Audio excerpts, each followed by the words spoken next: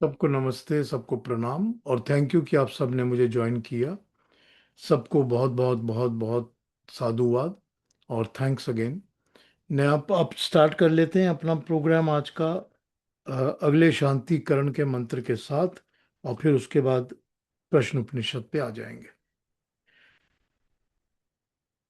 ये जो मंत्र है शांतिकरण का, ये हमारे ऋग्वेद का 7:35:10, 7:35:10। ये मंत्र भी, इसके जो ऋषि हैं वशिष्ठ हैं, इसके देवता जो हैं विश्वे देवा है, और छंद इसका निश्चित निश्चित निश्चित त्रिष्टुप है, और इसका स्वर धैवत है। निश्चित त्रिष्टुप और धैवत। जो ऋषि होते हैं वो होते हैं जो मंत्र दृष्टा होते हैं। मंत्र दृष्टा का मतलब जिसने मंत्र को डाउनलोड किया है परमात्मा से सीधा या सृष्टि से, या यूं कहा जाए कि मेडिटेशन करके उसने मंत्र को समझा है, एक्सेप्ट किया है और उसको हमको समझाया है। तो उसको मंत्र दृष्टा कहते हैं, जो मंत्र को देख सकता है। दृष्टा मतलब तो देख सकता है, विटनेस कर सकता है। तो ऋषि वो होता है जो मंत्र का दृष्टा होता है। तो इस मंत्र के दृष्टा जो हैं वो ऋषि वशिष्ठ हैं। और देवता वो होता है जो किसी भी मंत्र का सब्जेक्ट मैटर होता है। जो उस मंत्र का सब्जेक्ट मैटर होता है, जो उसके बारे में, जो जनरली व्हाट इज दिस मंत्र फोकस्ड ऑन, किस बारे में बात कर रहा है जनरली, वो होता है उसका देवता, उस मंत्र का। और जो स्वर और छंद होता है, that is the way how the Mantra should be spoken. उसको कैसे बोला जाना चाहिए, उस तरह से ही बोलेंगे तो सबसे अच्छा असर उस मंत्र का होगा। तो इसीलिए हम उसका सब चीज़ों को पढ़ के बता दिया करते हैं। आइए मंत्र पढ़ते हैं शांतिकरण का नंबर 10। ये मंत्र कहता है, शन्नो देवः सविता त्रायमाना, शन्नो भवन्तु शसो विभाति, शन्नो पर्जन्य भवतु प्रजाभ्य, शन्न क्षेत्रस्य पति पतिरस्तु शंभु। आइए समझते हैं कि ये क्या कह रहे हैं। ये मंत्र हमको कह रहा है कि सारी सविता त्रायमाणा, सविता होते हैं वो परमात्मा, वो शक्ति जो हमको जन्म देती है, जो सब कुछ को पैदा करती है, जो क्रिएट करती है। तो हम अपनी माँ को भी सविता कहते हैं, और इस पृथ्वी को भी सविता कहते हैं, और इस प्रकृति को, क्रिएशन को भी सविता कहते हैं, और परमात्मा को तो हम सविता कहते ही हैं। तो तत्सवितुर्वरेण्यम है ना, उसमें जो सवितुर है वो सवित उर वरेण्यम है। इस सविता में, इस क्रिएशन जो तुमने बनाई है उसमें जो भी अडॉप्ट करने लायक है, वर्ण करने लायक है, तो सविता जो है वो है जो हमको बनाता है, हमको क्रिएट करता है। तो यहाँ पर ये बताया गया कि जो हमको क्रिएट कर रहा है त्रायमाना, वो हमारे लिए हमारी रक्षा, त्रायमाना जो हमारी रक्षा भी करता है। तो जो क्रिएट करता है और जो रक्षा करता है, उसके लिए कहा गया कि वो हमारे लिए शुभ हो, शांतिदायक हो। शुभ हो और शांतिदायक हो। ठीक है, शन्न भवंतु, शांति देने वाला हो। विभाति उषसः, जिस तरह से सुबह उषा होती है मॉर्निंग में, और वो विभा की तरफ फैल जाती है अपने प्रकाश के साथ, चमक के साथ, ब्राइटनेस के साथ, उस तरह से हमारी जिंदगी में वो ब्राइटनेस देने वाला हो। ठीक। उसके बाद शन्न भवंतु, मतलब हमको पर्जन्य, तो यहाँ पर्जन्य के साथ प्रजाभ्य पर्जन्य के साथ आया है। तो यहाँ पर उसका मतलब हो गया सारी प्रजाओं को। तो हम जब प्रजा की बात करते हैं तो उसमें सब कुछ आ जाता है। सारे प्राणी आ जाते हैं, जानवर, कीड़े मकोड़े, हम इंसान, सब आ जाता है। और इवन पेड़ पौधे और वनस्पति और सब कुछ आ जाता है प्रजा के अंदर। तो जब हम प्रजा की बात करते हैं तो परमात्मा से ये कहा कि प्रजाओं के लिए जो पर्जन्य है, जो बादल हैं जो आकाश में हैं, जो कि हमारे लिए वृष्टि लेके आते हैं, वो भी सब हमको शांति दें और सुख दें और अच्छी व्यवस्था दें। शंभु, सुखदायक हों। ठीक है ना, समान व्यवस्था, अच्छे अच्छे पदार्थों को देने वाले हों। क्षेत्र से पति, फिर जो क्षेत्रों के पति हैं, अब वो परमात्मा जिसने क्रिएट किया, परमात्मा का क्रिएट करने के बाद जिस परमात्मा ने हमारी रक्षा की, उसके बाद हमने ये बताया कि फिर वो परमात्मा जो कि हमारी रक्षा भी करता है और क्रिएट भी करता है, फिर वो जो परमात्मा जिसने हमारे को मॉर्निंग की तरह, ब्राइटनेस की तरह ज़िंदगी में खुशी और शांति भर दी है, उसकी तरह, और फिर हमने ये देखा कि वही परमात्मा हमारे को आगे बढ़कर हमने कहा कि जो वो बादलों से के थ्रू क्रिएट करके पृथ्वी पर, धरती पर भेज रहा है, ठीक है, सब कुछ भेज रहा है, जो भी भेज रहा है इस क्रिएशन में, इस धरती पर, सारी प्रजा के लिए, सब प्रजाओं के लिए, सबके लिए। ऑब्वियसली जब पर्जन्य से, बादलों से बारिश होती है तो वो किसी एक दो के लिए तो नहीं ना होती, वो सबके लिए होती है। वो नदियों के लिए भी होती है, समुद्र के लिए भी होती है, पहाड़ों के लिए भी होती है, हम सब के लिए होती है। तो उस तरह से ये कहा गया कि सबको शांति देने वाला हो। और फिर जब बताया क्षेत्रस्य पति पतिरस्तु शंभु, जो फिर क्षेत्र के पति हैं, इंडिविजुअली एक एक लोकल एरिया की जो शक्तियां हैं, जो दिव्य देवता जैसी शक्तियां एक एक इंडिविजुअल एरिया की हैं, या हर क्षेत्र के जिनको स्वामी कहा जाता है, पति है। हमारे इस एरिया का पति डिजर्ट है, यानी सैंड्स हैं।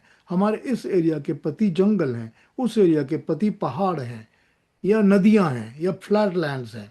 जो भी उस एरिया के देव हैं, दिव्य हैं, शक्तियां हैं, वो सब हमारे लिए अच्छी चीजें प्रोड्यूस करके हमको अच्छी चीजें, पदार्थ दें, जिससे कि हमको शांति मिले, सुख मिले, हमारे जीवन में ये सब कुछ शांति और सुख लाएं।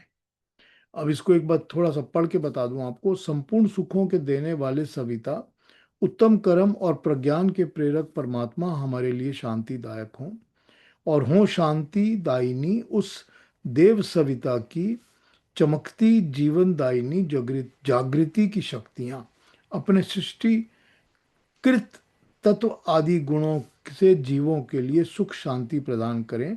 मंगलमय हो हमारे जगत क्षेत्र के स्वामी परमात्मा, हमको हर व्यवस्था में शांति और सुख प्रदान करें।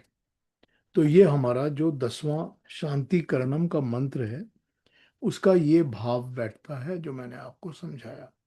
अब मैंने जैसा बता रहा हूँ आपको, हर एक मंत्र के अंदर, हर एक मंत्र के अंदर बहुत सारे अलग अलग अलग अलग डिविजन्स एंड पार्ट्स हम लोग पढ़ते हैं, देखते हैं, उनकी इंटरकनेक्टिविटी भी देखते हैं। अब जब हम सविता की बात करते हैं, हमने हर मंत्र में, प्रोबेबली पहले मंत्रों में भी परमात्मा की बात तो हर बार की है, हर बार ही हम परमात्मा की बात करते हैं, उसके अलग अलग गुणों की बात करते हैं। पिछले मंत्र में विष्णु के नाम से की थी, उसके अगले मंत्र में अग्नि के नाम से की थी। तो हम तो परमात्मा के हर गुण को हर तरह से याद करते ही हैं। लेकिन उसमें एक चीज बहुत इंपॉर्टेंट ये हो जाती है कि हम उसकी किस एक्टिविटी को याद करते हैं, किस स्वरूप में हम किस समय याद कर रहे हैं। तो इस एक्टिविटी को जब हम याद कर रहे हैं परमात्मा की, यानी कि हम परमात्मा की इस एक्टिविटी को, जो कि उसकी सविता वाली एक्टिविटी है, हम जब सविता वाली एक्टिविटी को याद कर रहे हैं, तो उसके साथ हम याद करते हैं जो हमारी रक्षा करता है, फिर जो हमको पर्जन्य प्रोवाइड करता है, फिर सारी प्रजाओं का पालन करता है। ठीक, हमने विष्णु को भी तो व्याप्त होकर सबका पालन करने वाला कहा था ना पहले। लेकिन हम हर मंत्र में परमात्मा के अलग अलग गुणों से, अलग अलग तरीके से उसको याद करते हैं, और उसकी हर एक्टिविटी में हम सुख और शांति की प्रार्थना करते हैं। देखिए, जो ईश्वर, परमात्मा, परमेश्वर, जो भी आप उसका नाम कहें, उसके जितने भी नाम आप चाहें कह सकते हैं, उसका जो निज नाम है ना, पर्सनल नेम, जैसे मेरा अपना निज पर्सनल नाम पीयूष है, उनका परमात्मा का जो निज पर्सनल नाम है ना, उसके लिए कहा गया है तत् तस्य वाचक प्रणवः ओम। उसका नाम सिर्फ ओम है। परमात्मा का फर्स्ट नेम, अपना नाम सिर्फ और सिर्फ ओम है। बाकी के जितने नाम है ना, वो सब गुण हैं और एक्टिविटीज हैं और एडजेक्टिव्स हैं। वो परमात्मा के गुण बताते हैं। जब हम परमात्मा कहते हैं तो वो होती है वो वाली आत्मा जो परम है। हम जीव आत्मा हैं, वो परमात्मा है। तो जब हम उसको परमात्मा कहते हैं तो हम उस परम आत्मा को याद करते हैं। जब हम उसको परमेश्वर कहते हैं तो सबसे ज्यादा जिसमें ऐश्वर्य होता है, परम ईश्वर, तो हम उसको परमेश्वर कहते हैं। हम उसको जो भी नाम से बुलाते हैं वो या उसका एडजेक्टिव होता है या उसका गुण होता है। तो ये या पर्यायवाची होता है उसका। पर्सनल उसका नाम सिर्फ ओम है बस। तो ये हम यहाँ पर उसके अलग अलग एक्टिविटीज को, अलग अलग गुणों को याद करके परमात्मा की सब शक्तियों में हम शांति और सुख मांगने का प्रयास करते हैं, और यही हमारे शांतिकरण के मंत्र हैं। तो इससे पहले कि मैं आगे बढ़ूं, कुछ इस मंत्र के बारे में पूछना हो तो मुझसे पूछ लीजिए, नहीं तो आगे बढ़ जाते हैं। ठीक है। आज हमारे पास दो हैं लोग जिनके नाम नहीं अपीयर हो रहे हैं, अपना नाम बताएंगे तो please it will be very good. एक तो जो जूम यूजर के नाम से हैं, और एक गूगल पिक्सल 9 के नाम से हैं। आप प्लीज अपने आप को आइडेंटिफाई कर दीजिए, हमको बता दीजिए आपका नाम क्या है। माइक पर आ जाइए, अनम्यूट करके अपना नाम बता दीजिए। गूगल पिक्सल वालों को पूछा तो चली गए, उन्होंने डिस्कनेक्ट कर दिया। खैर, जूम यूजर पे आप कौन है, प्लीज अपनी शक्ल दिखा दीजिए, अपना नाम बता दीजिए। अनम्यूट करके, अनम्यूट करिए और बता दीजिए प्लीज।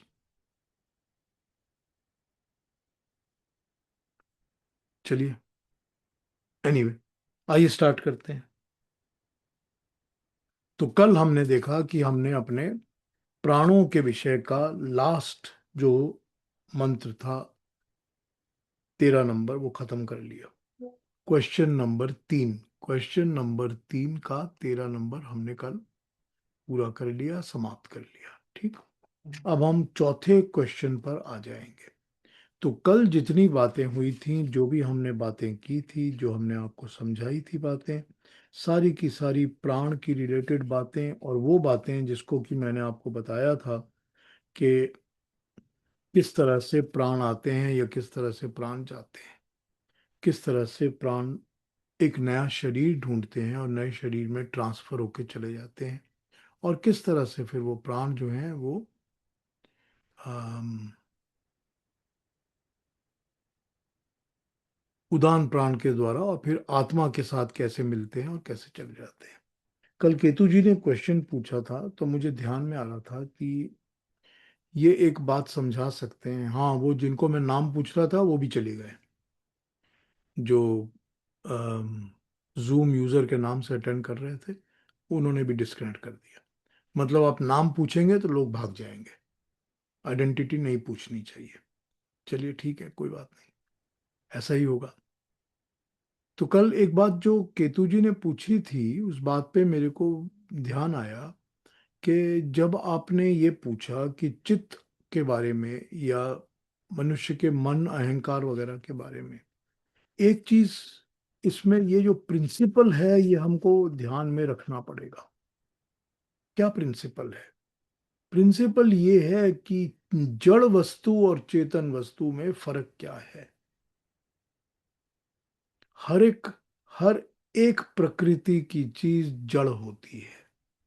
जड़ मतलब जिसके अंदर कॉन्शियस नहीं होती, जिसके अंदर कर्म करने की इंडिपेंडेंस नहीं होती।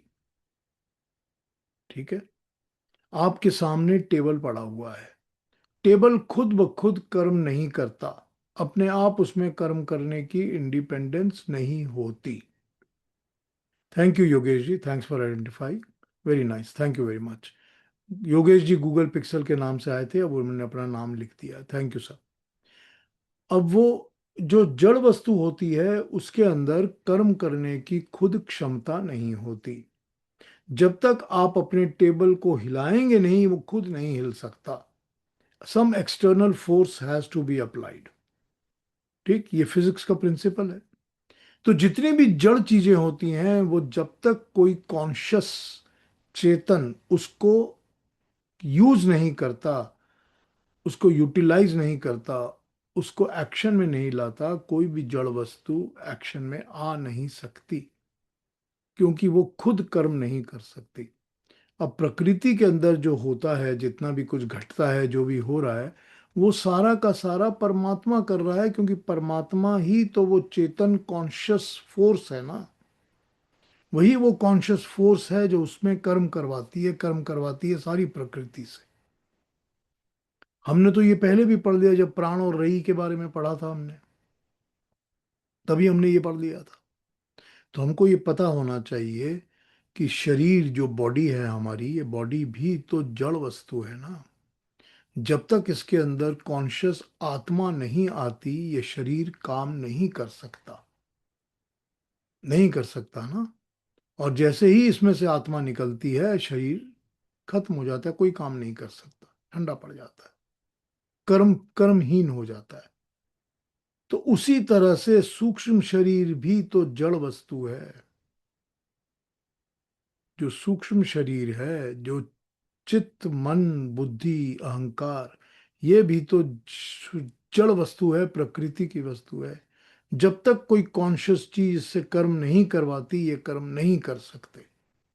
इसके लिए भी तो एक कॉन्शियस चेतन फोर्स की जरूरत होती है, जो इससे कांटेक्ट में आएगा और इससे अपने हुक्म के साथ काम करवाएगा। ये है रियलिटी, जब आपको समझनी पड़ेगी प्रिंसिपल के हिसाब से, कि जो जड़ है वो सब जड़ वस्तु है, वो चित्त भी जड़ है।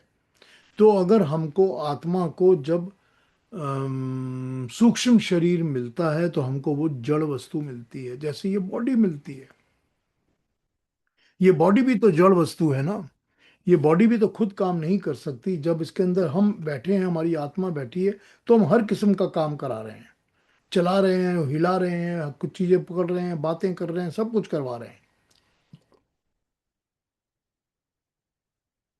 लेकिन जड़ वस्तु के ऊपर जब तक कॉन्शियस का यानी चेतन का कंट्रोल नहीं होगा, उसकी फोर्स नहीं होगा, उसकी एक्टिविटी नहीं होगी, जड़ वस्तु कर्म नहीं कर सकती।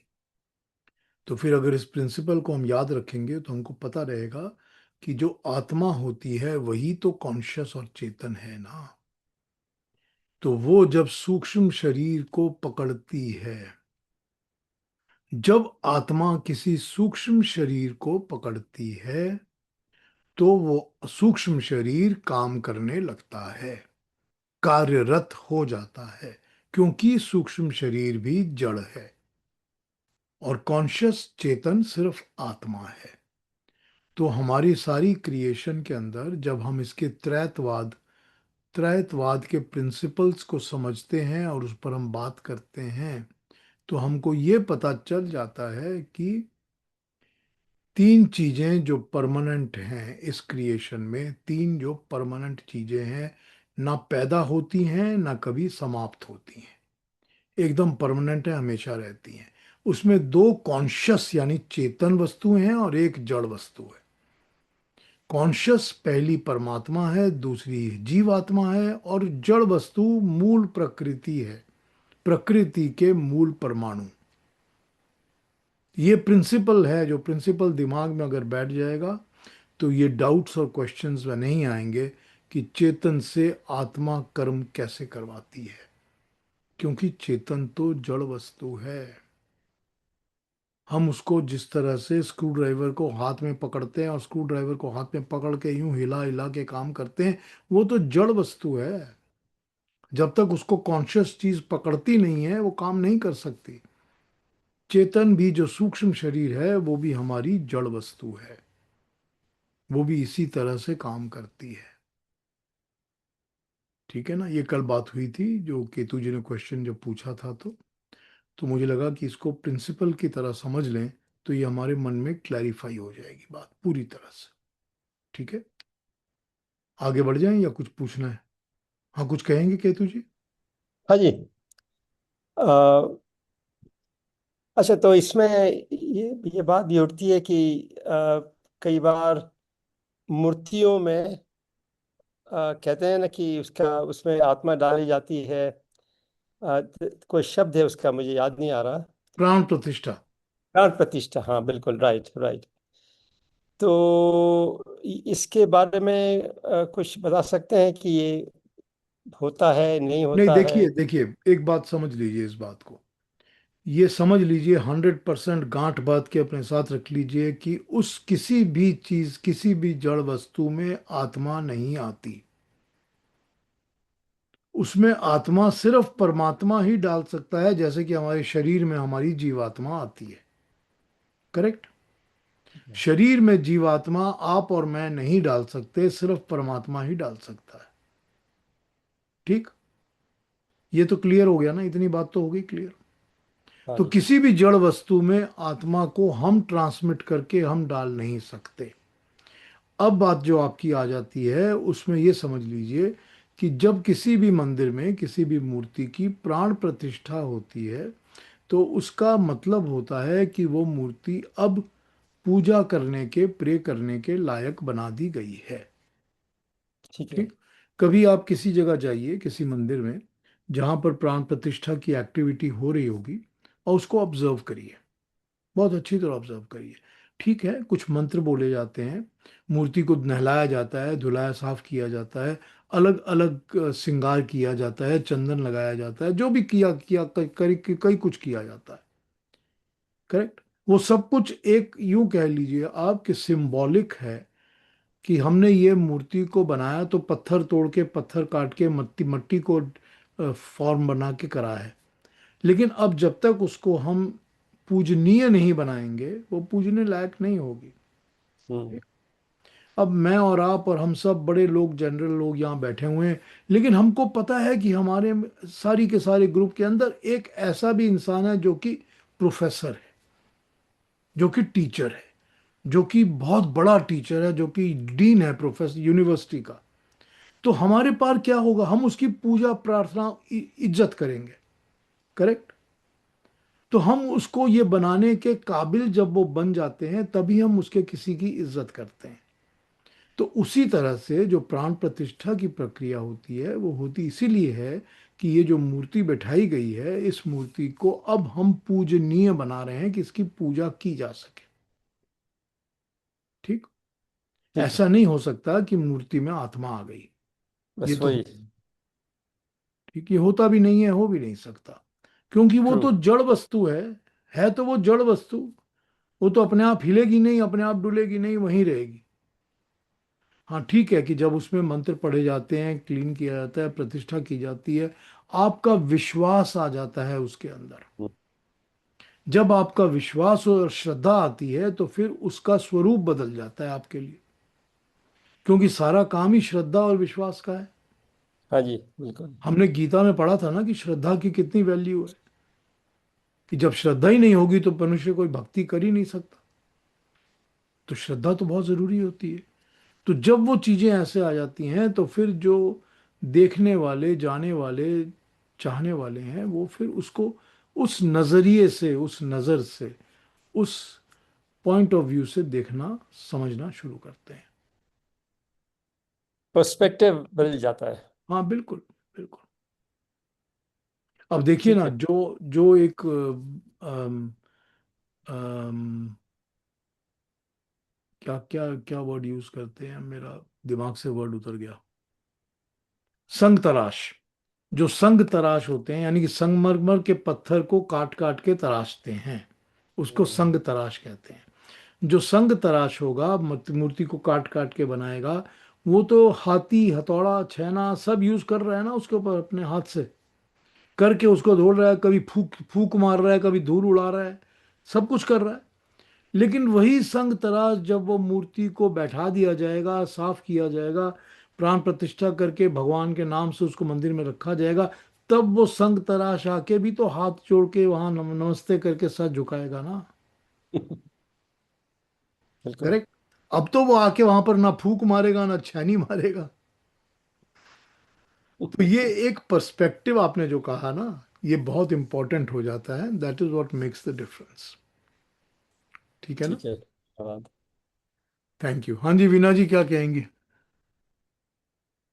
हाँ जी सर, मैं यही कह रही थी कि इसी कारण से, मतलब प्राण प्रतिष्ठा के कारण से ही, तो जैसे हम बड़े बड़े मंदिरों में जाते हैं, तो वहां पे जैसे हर टाइम मंत्रों का उच्चारण, शुद्धता और पवित्रता का ध्यान रखा जाता है।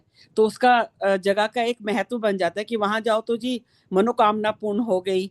या लोग पैदल जाते हैं, एक श्रद्धा के साथ ही तो जाते हैं ना, कि वहाँ पैदल यात्रा करेंगे, नंगे पैर जाएंगे तो हमारी इच्छा पूरी होगी। तो कहीं ना कहीं इंसान का स्वार्थ भी छुपा होता है इन बातों में। भगवान के देखिए साथ जुड़ना। देखिए, इच्छा की जो पूर्ति होती है ना, आपकी जो मनोकामना होती है, मन के अंदर जो कामनाएं होती हैं, हर एक विचार, थॉट, हर एक विचार, हर एक मन की इच्छा, मन की कामना उस परमात्मा को पता है, क्योंकि वो आपके अंदर ही वास करता है। करेक्ट? जब परमात्मा आपके अंदर वास करता है, अब मैं क्या बताऊं, हर एक, हम सब दुनिया में ऐसे लोग हैं जिनको ये पता है कि हमने अपने मन में कोई ना कभी इच्छा की थी, जो कभी किसी को बताई नहीं, मगर वो पूरी हो गई। हम सब के साथ होता है लाइफ में ये, सबके साथ। आप कह नहीं सकते कि मेरे साथ नहीं हुआ। कैसे नहीं। पूरी हो गई? जब किसी को बोली नहीं, बताई नहीं, मगर वो पूरी हो गई, क्योंकि वो परमात्मा तो अंदर बैठा सुन रहा है ना। तभी तो आपके मानसिक कर्मों का कर्म फल दे सकता है, क्योंकि वो अंदर बैठा, उसको पता है कि आपके मन में, आपके दिमाग में क्या चल रहा है। तो जो लोग मनोकामनाएं करते हैं, जब तीव्र मनोकामनाएं होती हैं, होती रहती हैं, इच्छाएं बढ़ती रहती हैं, फिर वही बात कि उनको पनपने के लिए एक भूमि की जरूरत होती है। हर एक कर्म फल को पनपने के लिए कर्म फल की भूमि की जरूरत होती है। जब वो भूमि तैयार होगी तो वो पनपेगा, वो बीज निकलेगा। तो मनोकामनाएं हमारे मन में जो होती हैं, वो भी पूरी होने के लिए एक right time and right opportunity की जरूरत होती है, फिर वो पूरी होती हैं। इसीलिए तो परमात्मा को दयालु कहा गया है ना, क्योंकि वो, यही तो उसकी दया है ना, कि हम सबकी मनोकामनाएं पूरी करता है ना वो। हाँ जी, कोई और कुछ कहेंगे? आगे बढ़ें? कोई और क्वेश्चन, कोई और बात करनी है किसी ने? पीयूष, हाँ जी। पता है हमें परमात्मा क्या, कैसे है, क्या है, पर बहुत बार ये मन में आ जाता है, कोई हमें क्वेश्चन पूछता है कि परमात्मा क्या है, कैसे, कौन है। उसको हम कभी ही कहते हैं, शी कहते हैं, या ही कहते हैं, शी नहीं कहते। तो कैसे डिफाइन करेंगे परमात्मा को? अब देखिए, परमात्मा को डिफाइन करने के लिए परमात्मा के एडजेक्टिव्स और गुण और कर्म याद करने पड़ेंगे। वो तो ठीक है। तो जब आप उसके गुणों को याद करते हैं, तो आप ये कहते हैं कि वो परमात्मा वो है जो सर्वशक्तिमान है, वो परमात्मा वो है जो क्रिएटर है, जो वो सारी तो क्रिएशन को बनाता है। हम्म, और वो परमात्मा वो है, क्योंकि आत्मा जो होती है, या ये कि मेरी और आत्मी, आपकी, हमारी सबकी जो आत्मा होती है, आत्मा का तो कोई मेल एंड फीमेल फॉर्म होता नहीं है। आत्मा तो किसी भी रूप में, स्वरूप में, शरीर का फॉर्म होता है ना, शरीर का एक मेल एंड फीमेल होता है, बॉडी का होता है, आत्मा का नहीं होता। तो परमात्मा की तो कोई बॉडी है ही नहीं, परमात्मा पर का कोई फॉर्म तो है ही नहीं। He is formless. फॉर्मलेस है, वो सर्वशक्तिमान है, वो एक पावर है, वो सारी दुनिया में कंट्रोल करता है, वो हर चीज को, हर चीज को कंट्रोल करता है, हर चीज को चलाता है। सब चीज के एक्टिव होने के पीछे उसी का फोर्स, उसी की शक्ति काम करती है, जिसको हम प्राण शक्ति कहते हैं। जब तक किसी चीज में परमात्मा की, अब जैसे अभी केतु जी ने पूछा कि मूर्ति की प्राण प्रतिष्ठा, तो जब तक वो हमने सिंबॉलिकली कर लिया, लेकिन जैसे जब तक कि किसी भी चीज के अंदर परमात्मा के प्राण नहीं चलते, वो चीज काम नहीं करती, वो डेड हो जाती है। अब ये जो क्रिएशन बनी है, क्रिएशन के परमाणु जो होते हैं, परमाणुओं के ऊपर भी परमात्मा का तेज पड़ता है, तभी परमाणु एक्टिवेट होते हैं। और ये एक्टिवेट होकर भी परमात्मा का तेज और परमात्मा का प्राण, चाहे वो सन, सूर्य के थ्रू काम कर रहा हो, चाहे वो बादलों के थ्रू काम कर रहा है, चाहे वो चांद के थ्रू कर रहा है, चाहे वो एटमॉस्फेयर के थ्रू कर रहा है काम, वो काम करता रहता है, तभी तो सारी क्रिएशन चल रही है। तो जो ये सारा संसार चला रहा है, इसका मालिक है, इसका चलाने वाला है, नियंता है, वो ईश्वर है, वो परमात्मा है, सर्वशक्तिमान है। उसको आप किसी चीज में रिस्ट्रेन और रिस्ट्रिक्ट नहीं कर सकते। जिस तरह हमारा ये यूनिवर्स चल रहा है, इस तरह के 400, 450, 500 यूनिवर्स और भी चल रहे हैं, और वो सारा ही ये एक ही परमात्मा है जो सब कुछ चला रहा है। वो एक है ईश्वर, वो अनेक नहीं है, वो एक ही है, और वही उसका ही नाम है, वही परमात्मा है। और वो परमात्मा क्योंकि सर्वशक्तिमान है, और वो परमात्मा क्योंकि सर्वव्यापक है, यानी हर जगह व्याप्त है, वो एवरीवेयर ही, ओमनी प्रेजेंट कहते हैं जिसको। तो उस व्यापक होने से वो हमारे और आपके सबके शरीर के अंदर भी वो परमात्मा ही रहता है, उसका ही अंश है। अब वो how can he do it, ये हमारी और आपकी इमेजिनेशन के बियॉन्ड की चीज है। हम नहीं सोच सकते, हम नहीं सोच सकते कि वो एक ही परमात्मा 7 करोड़ ह्यूमन बीइंग के शरीर में कैसे रह सकता है। या यूं कहा जाए कि पता नहीं कितने 84 करोड़ लाख करोड़ जीव प्राणियों के शरीरों में कैसे रह सकता है। तो ये हमारी और आपकी इमेजिनेशन के बियॉन्ड की चीज है। लेकिन वो परमात्मा क्योंकि सर्वव्यापक है, सर्वशक्तिमान है। अब मैं सिर्फ एडजेक्टिव्स यूज कर रहा हूं ना, सर्वशक्तिमान भी एडजेक्टिव है, सर्वव्यापक भी एडजेक्टिव है, क्रिएटर भी एडजेक्टिव है, सविता भी एडजेक्टिव है, सब कुछ एडजेक्टिव्स हैं उसके। तो अगर परमात्मा को समझना है तो उसके गुण, कर्म और स्वभाव से आप समझ सकते हैं।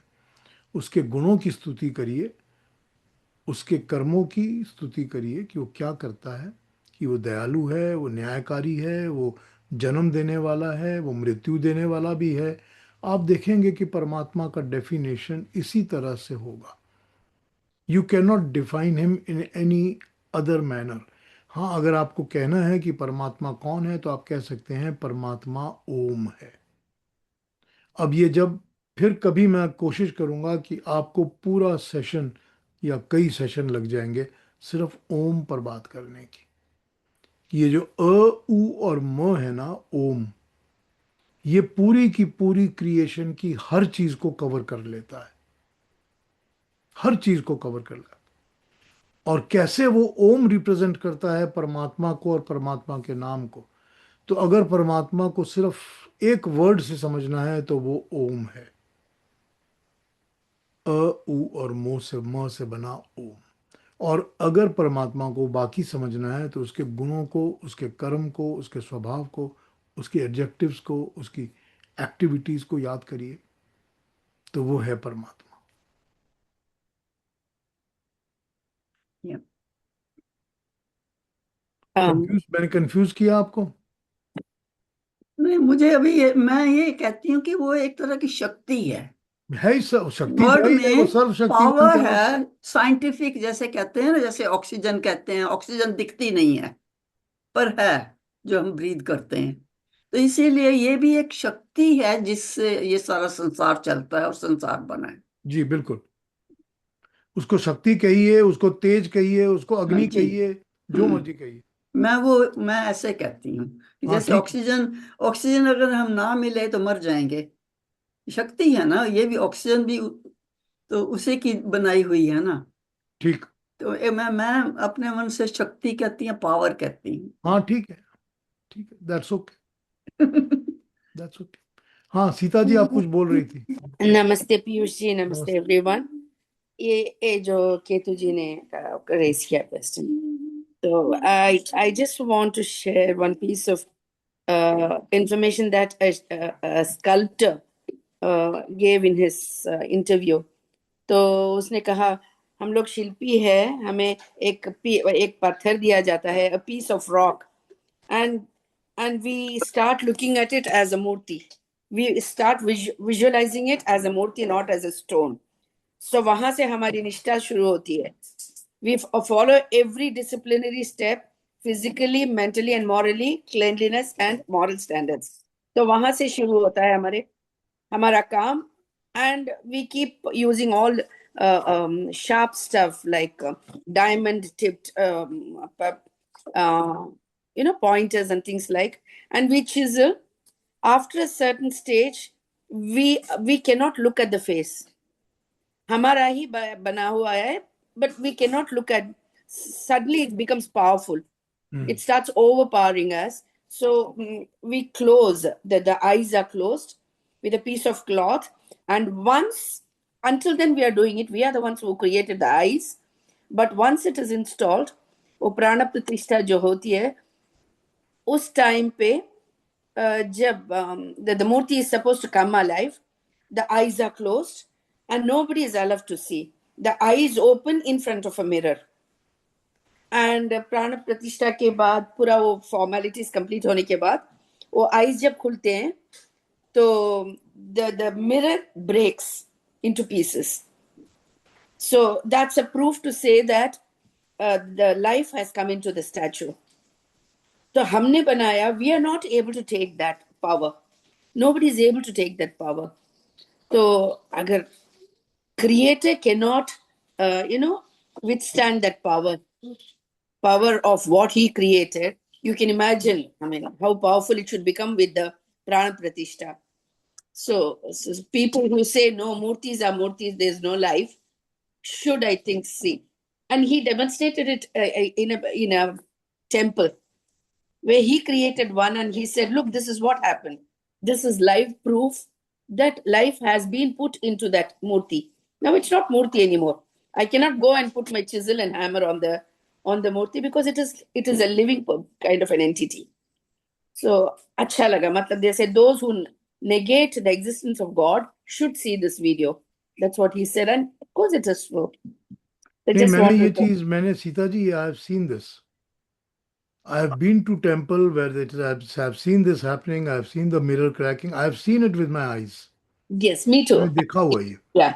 लेकिन आपको एक बात बताता हूँ, देखिए, इवेंचुअली अगर आप इसके ऊपर सोचेंगी तो आपको पता चलेगा कि ये जो हम इंसान हैं, ह्यूमन बीइंग्स हैं, हम लोग, ये हमारे अंदर ही इतना ज़्यादा तेज है, अपना तेज हमारे अंदर इतना है कि हम उस तेज को यूज़ करके we can create something that we cannot face ourselves because it looks more powerful to us than we ourselves are, even though it is we who are giving away the power to that particular whatever entity it is.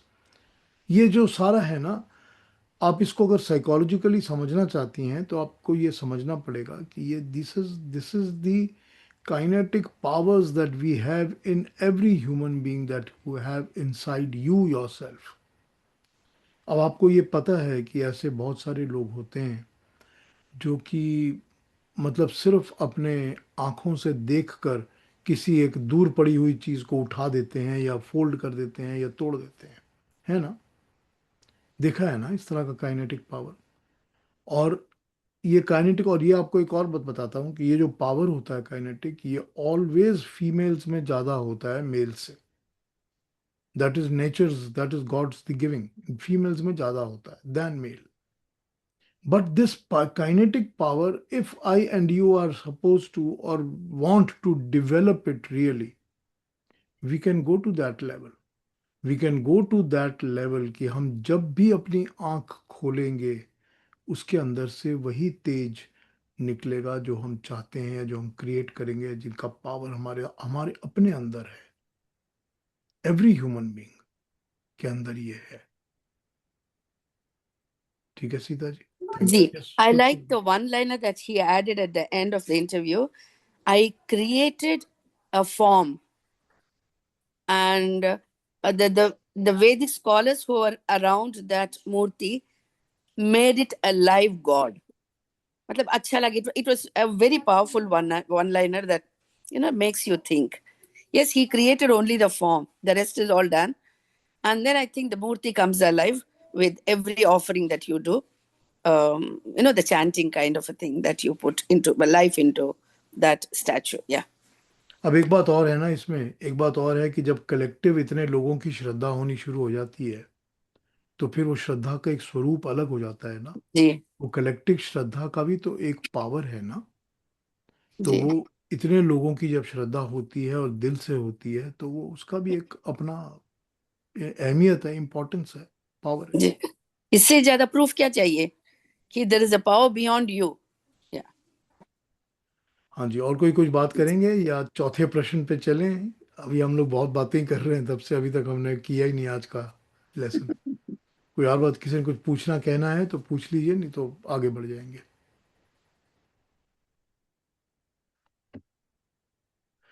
तो अलका जी, अब हमको आप चतुर्थ प्रश्न, fourth question, प्रश्न उपनिषद का पूछ लीजिए, पढ़ के सुना दीजिए। जी। श्री हरि प्रश्नोपनिषद अथ चतुर्थ प्रश्न। अथ हैनं सौर्यायनी गार्ग्यः पप्रच्छ भगवेन् तस्मिन् पुरुषे कानि स्वपन्ति कान्यास्मिन् जागृति कतर एष देवः स प्राणः पश्यति कस्य तत् सुखं भवति कस्मिन् सर्वे संप्रतिष्ठता भवन्तीति।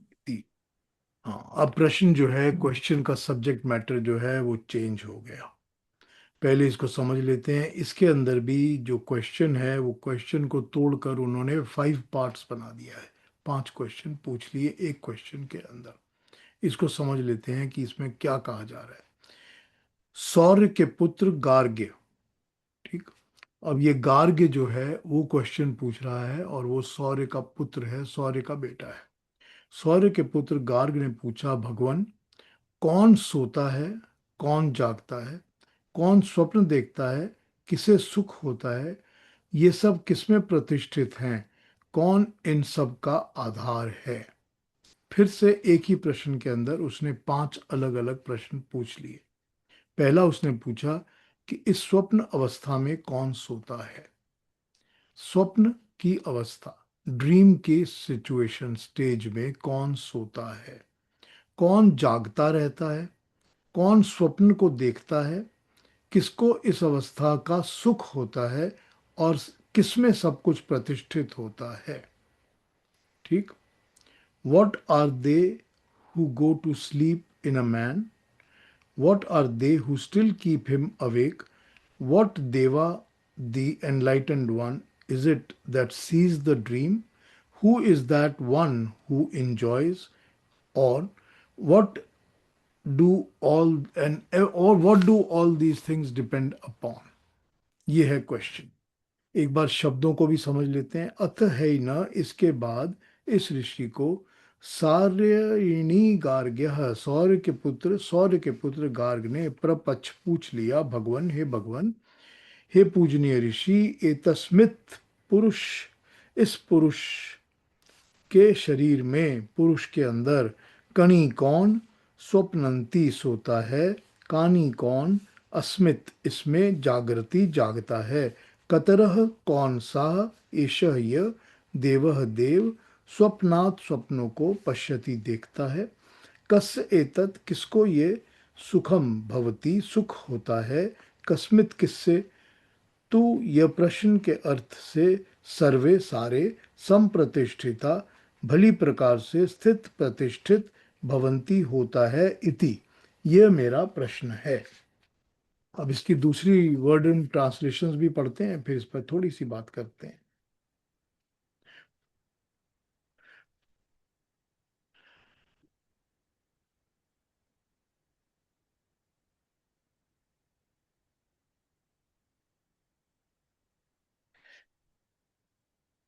चौथा, चतुर्थ प्रश्न, प्राण मन आत्मा ब्रह्म का उत्तरोत्तर महत्व। ठीक है। अब ये जो प्रश्न है, इसके ऊपर लिखा गया है कि प्राण का, मन का, आत्मा का और ब्रह्म का, इन सब का एक के बाद एक इम्पोर्टेंस, महत्व बताया जाएगा इस प्रश्न में। प्राण कहाँ से उत्पन्न होता है, शरीर में कहाँ कहाँ स्थित है, कैसे आता है, कैसे जाता है, इसका मनुष्य शरीर तथा बाह्य जगत से क्या संबंध है। इन प्रश्नों को सुनने के बाद सौर्य के पुत्र गार्ग ने पूछा, भगवान, सोता कौन है, कौन सोता है, कौन जागता है, कौन स्वप्न देखता है, किसको सुख होता है, इस सब में किसमें ये सब कुछ किसमें प्रतिष्ठित है, कौन इन सब का आधार है।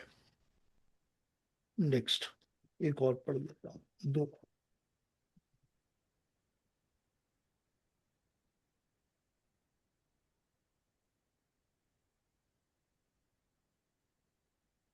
इस प्रश्न में स्वप्न अवस्था के संबंध में ये प्रश्न किए गए हैं। स्वप्न अवस्था के संबंध में ये प्रश्न किए गए हैं।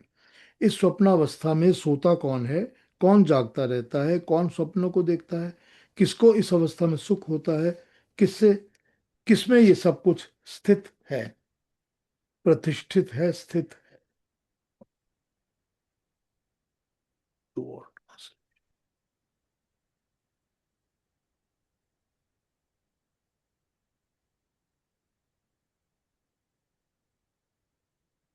Thereafter, Sauryayanin Gargya, yani Saurya's son Gargya, put forth his question. Sir, what are they who go to sleep in a man? What are they who still keep awake? What Deva, the enlightened one, is that sees the dreams? Who is the one who enjoys? On what all these depend? Last.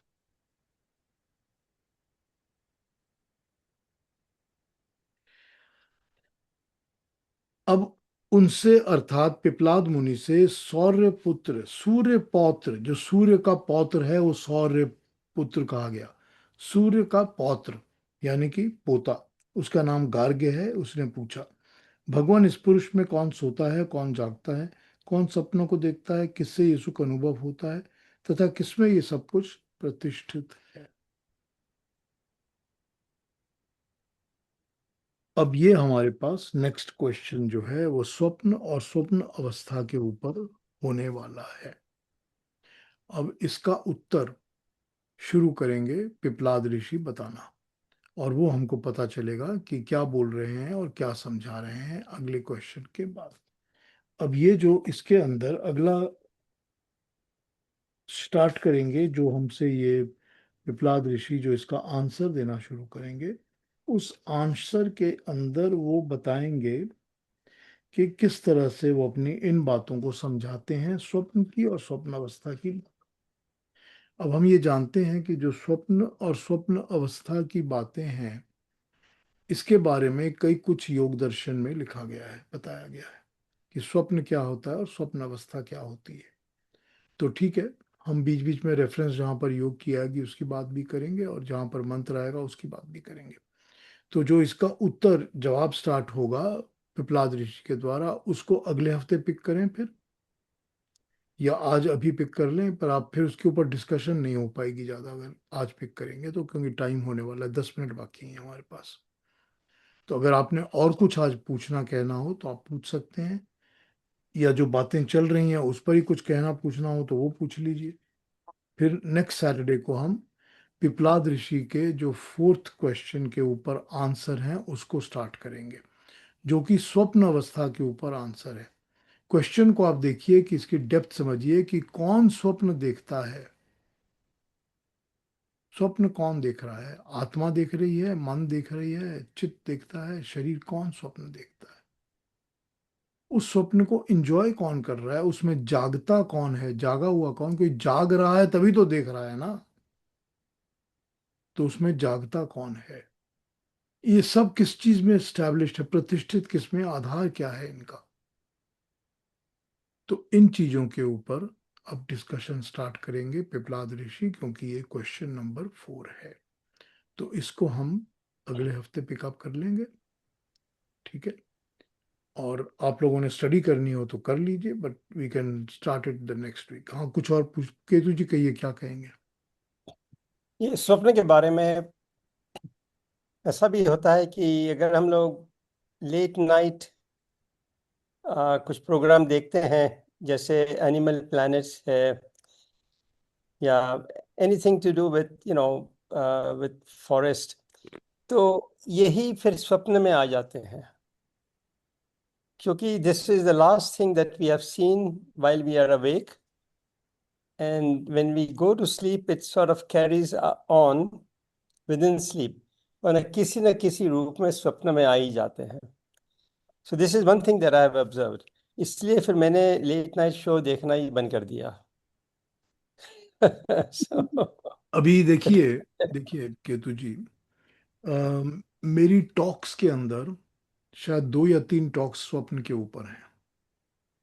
मैंने शायद 2 हफ्ते 4 talks स्वप्न के ऊपर की हुई है, स्वप्न और स्वप्न अवस्था के ऊपर की हुई है। अगर आप टॉक्स को सर्च करेंगे तो आपको मिल जाएंगे। टॉक्स के ऊपर। और जो टॉक्स मैंने की हुई हैं उन टॉक्स में सबसे इम्पोर्टेंट बात यह है कि हमारे पास 6 मंत्र हैं, शिव संकल्प मस्तु के मंत्र। यद जागृतो दूरमुदय दूरैतै, शिव संकल्प मस्तु के मंत्र है ना, 6 मंत्र।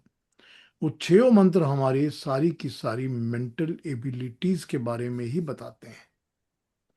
ऑल मेंटल, सब बुद्धि, एवरीथिंग अबाउट मेंटल वो 6 मंत्र बता देते हैं कि बुद्धि किस तरह काम करती है।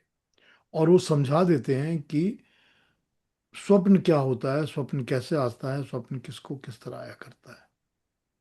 तो ये जो होता है बेसिकली तो एक सबकॉन्शियस माइंड है हमारा। ट्रू। सबकॉन्शियस माइंड हमारे को रिफ्लेक्ट करके देता है। दूसरा जो है ये हमारी बॉडी है जो इस चीज को पनपने देती है, पनपाती है। बहुत कुछ डिपेंड करता है कि आपने आज क्या खाना खाया है और आपका खाना हजम हुआ है कि नहीं हुआ है। अगर खाना हजम नहीं हुआ है तो स्वप्न जरूर आएंगे और डिस्टर्ब करेंगे, बिल्कुल। ये पक्का है। और अगर आपने अच्छा ऐसा खाना खाया है जो कि रात को भी बहुत हैवी है and does not gate consumed, और आपने उसको एफर्ट नहीं किया हजम करने का या टाइम गैप नहीं दिया, तो it's going to disturb you. तो बॉडी भी है और सबकॉन्शियस माइंड भी है, वो भी बॉडी का ही पार्ट है। तो ये सब चीजें प्ले करती हैं इसके अंदर। अब देखें प्रहलाद ऋषि कैसे और क्या उत्तर देते हैं, उस पर हम देखेंगे। पर मैंने इसकी पुरानी टॉक्स की हुई हैं, आप उसको सर्च करके उसको सुन सकते हैं अगर आप चाहें तो। हाँ जी। सिगमंड फ्रॉइड ने काफी इसके बारे में बोला है, ड्रीम्स के हाँ। बारे में, and he sort of covers the psychoanalysis of the human beings. Yes. तो चलिए इस पर भी I would be interested to listen to the next week's स्वप्न के यस, बारे में। Start a new discussion and a very interesting discussion. हाँ, it be a sir very मैं इंटरेस्टिंग। बताऊं अपना एक स्वप्न के बारे में। जी। आफ्टर मैरिज मेरे को एक सपना आने लगा कि नाग देवता मेरे एकदम पेट के ऊपर ऐसे कुंडली मार के बैठ जाते हैं। मैरिज से पहले मुझे वो सपना कभी नहीं आया। मैं 22 साल की थी जब मेरी शादी हुई, और वो काफी लॉन्ग पीरियड तक आता रहा। और उसके बाद अब अचानक बहुत टाइम हो गया, और जैसे 15-18 साल तक आया होगा। उसके बाद मेरे को हमारे एक बड़े बुजुर्ग थे, उन्होंने बोला कि तुम अपने बड़ों के स्थान पर गए शादी के बाद? मैंने कहा नहीं। तो भी एक बार मम्मी लेके गए थे, उसके बाद नहीं गए। तो उन्होंने बोला वहां से कोई भूल चूक हुई है, वहां जाओ तो ठीक हो जाएगा। और सर मैंने उनको मानना शुरू कर दिया, अपना अमृतसर में जो जगह थी। उसके बाद मेरे को वो सपना आना बंद हो गया। तो ये मेरा साइकोलॉजी दिमाग में वो बनी थी, पहले क्यों बनी फिर? चलो बाद में तो मैंने पूजा ये की और वो सारा हट गई। सारा कुछ सबकॉन्शियस माइंड का ही तो है ना खेल। उस सबकॉन्शियस माइंड में ही तो आपने अपना क्योर भी फीड कर दिया, क्योर भी हो गया।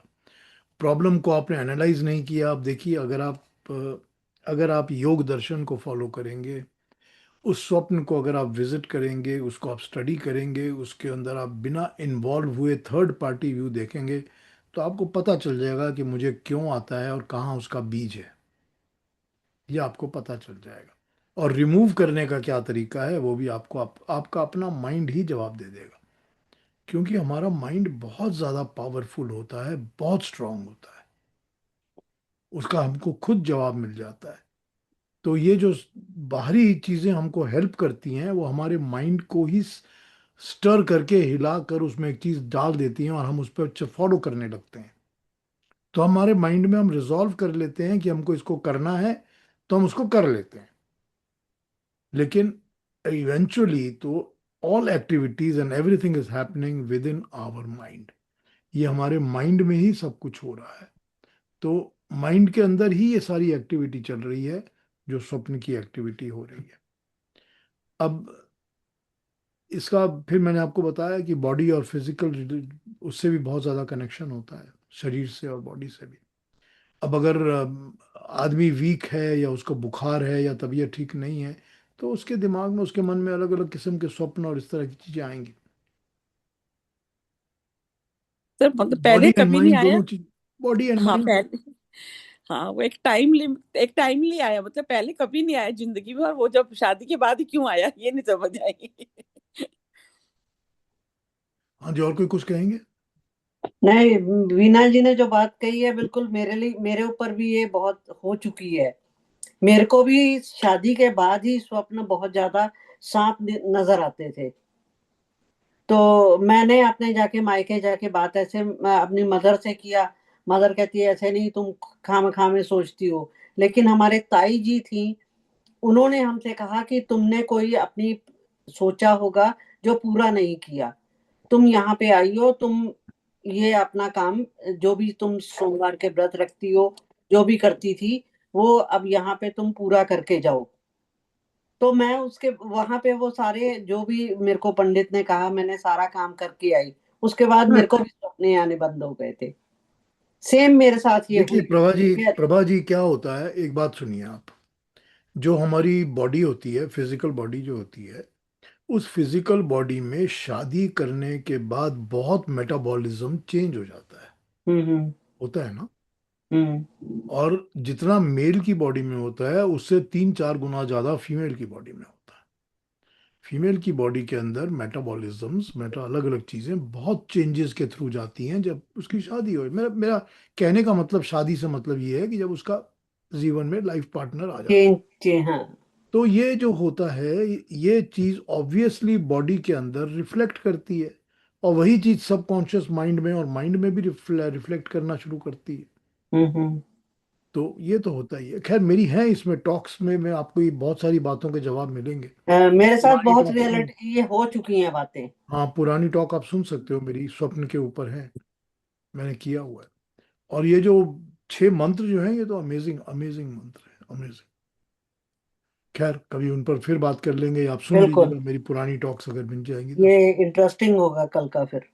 अब इसके ऊपर पिपलाद ऋषि किस तरह से क्या क्या जवाब देते हैं वो हम आगे देखेंगे, और उन पर हमारी चर्चा चलती रहेगी। ऑब्वियसली ये कुछ ऐसा सब्जेक्ट मैटर है जो सबकी लाइफ को इन्वॉल्व करता है, हर एक के हम्म जीवन को इन्वॉल्व करता है। हम्म तो फिर ये वही बात कि ये हमारा scientific approach towards solving the problems और अंडरस्टैंडिंग द ह्यूमन प्रॉब्लम्स, हमारा तो सारा साइंस ही साइंस है और कुछ नहीं है। तो अगले वीक इसको देखेंगे, ठीक है। जी। तो और कुछ पूछना है, किसी ने कुछ कहना पूछना है, कोई बात समझ में ना आई हो, कोई चीज़ रिपीट करनी हो, कोई और चीज़ ऐसी जिसके ऊपर आपके मन में कोई डाउट हो, पूछ लीजिए।